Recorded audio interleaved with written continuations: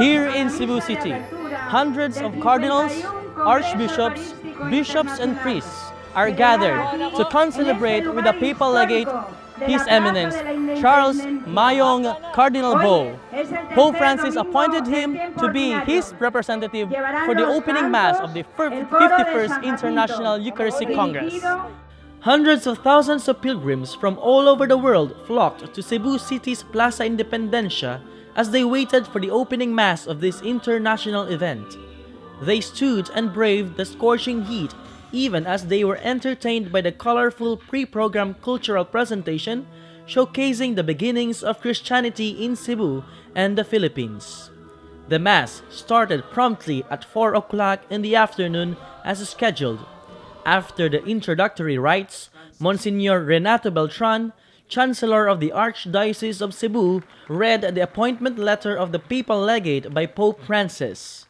Archbishop Jose Palma of the Archdiocese of Cebu officially welcomed and greeted Cardinal Bo and showed Pope Francis gifts to the Filipino people, a white gospel book with the official logo of the Year of Mercy. In his homily, Cardinal Bo used English, Tagalog, and Cebuano languages. He said that the Eucharist and the poor are inseparable. He said, the love of the Eucharist helps us to love the poor, and emphasized the Eucharist as both dream and reality.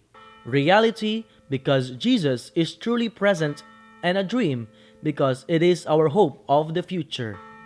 Lay ministers and deacons strategically positioned themselves in the area to help distribute Holy Communion, while cadets, bearing white umbrellas, indicated the communion stations.